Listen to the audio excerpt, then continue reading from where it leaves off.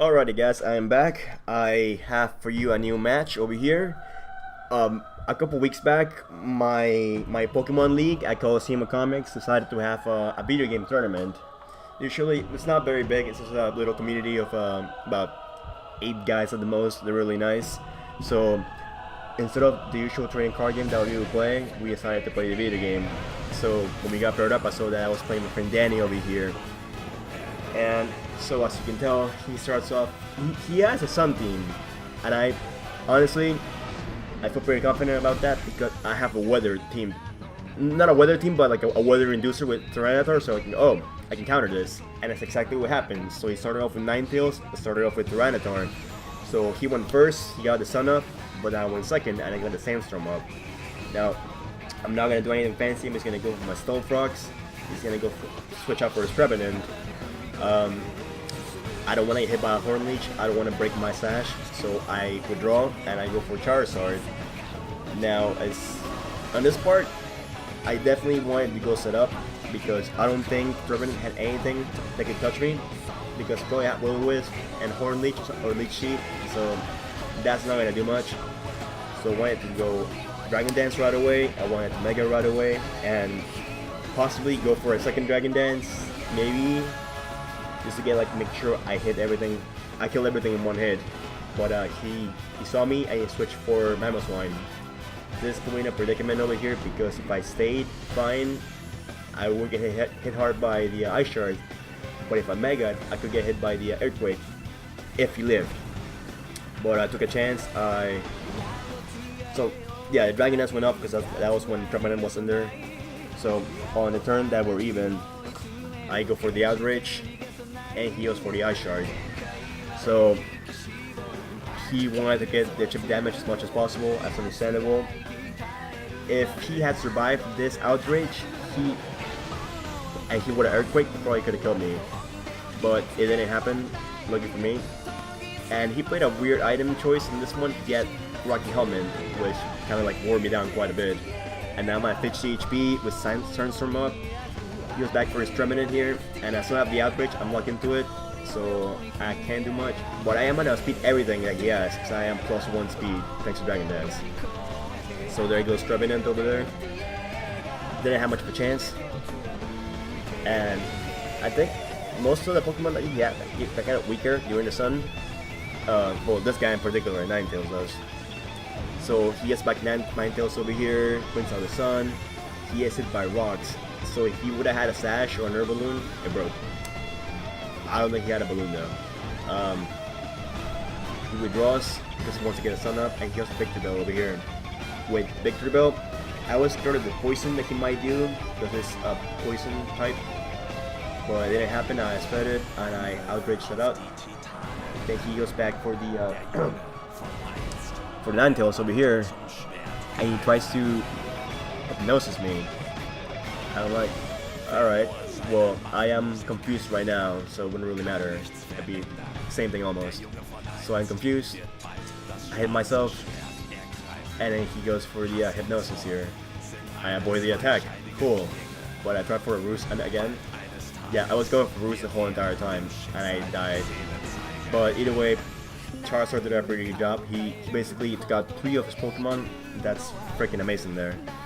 And I went back with the Tyranitar to the override the weather here because I don't want it to get any Solar Beam, any stab, extra fire type moves, anything like that. So I had to keep down the Ninetales, and I went to my Romelo here.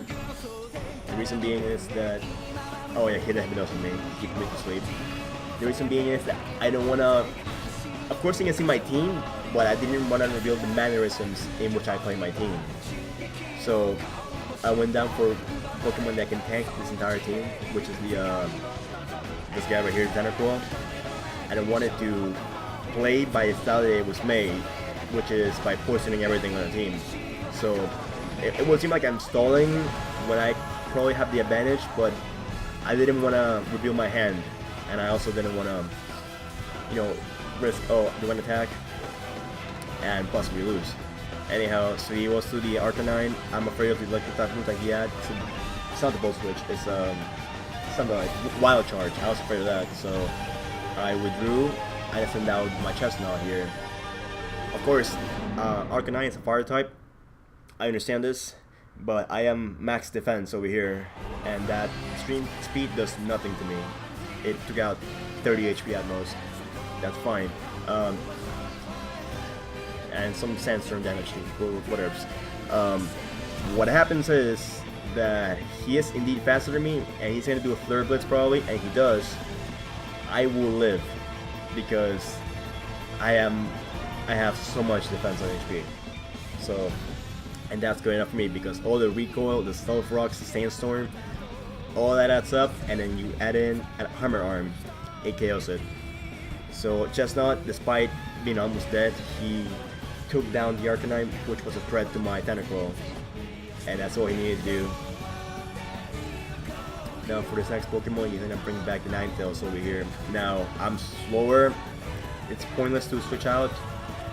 So I know when I get Hypnosis again, switch in. So I just leave him be, and I stay there until I die, and he gets a Flamethrower to the face, and that's okay. That's okay. Chestnut did what he had to do, and I already took down 3. I took down the Trevenant, I took down the Big Dribble, I took down the Mamoswine, I took down the Arcanine, so he has 2 left. This means he has the Ninetales and a Charizard left. So I'll bring out T-Tar and negate the Weather Up and bring out a Sandstorm, and I withdraw again. Basically it's a whole hit and run, hit and run, hit and run. I still have my Murmillo slept, so that's perfect. The Hypnosis fails, and now the Sandstorm is kicking in for him. He has like very little HP, maybe about 5, 8 something percent I would say. I'm not exactly accurate on that, but heals for their Flamethrower, obviously, and especially defensive. It doesn't do anything. That's great. So like I was going to earlier, like I didn't want to reveal my hand with my other Pokemon. You saw my makeup, they had like Greninja and all that stuff, but I didn't want to go and show them, oh, what for moves I had. So I just wanted to keep on going with like the easiest, most predictable one that I had, which was the Tentacruel, because he tanked everything. Oh, a Scout, alright, take it down. So now the last Pokemon that he had was Charizard. In here, I definitely wanted to get rid of it by the way that Tentacruel is meant to be played, which is kind of like a stall poison, like just chipping down with poison bit by bit. So that's exactly what I did. I know like a Flamethrower and the plus he had Drought too.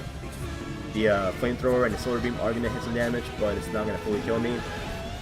And the Scout is not gonna do much. So I decided, oh, I'm gonna go Toxic, Protect, Scout, Protect, and so on. And he goes for the Focus Blast and he misses, so I go for the Scout. And I try to take him down a bit. It does quite a bit of damage. And now, like I said, I wanted to play by the way he was played, so I went for Toxic, I believe.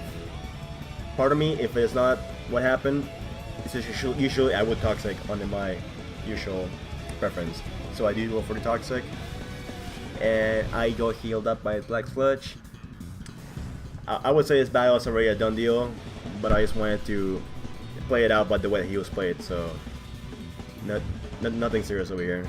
So just for the Solar Beam, it's not gonna do much over here because I am poisoned, and that's gonna mitigate some of the damage. And I go for my last Scald and take him down. So, excuse me, that was gonna be round 1 over here. I pretty much took down took down most of the team with Charizard and Tentacruel. Thank you guys for watching. Catch you next time for round 2.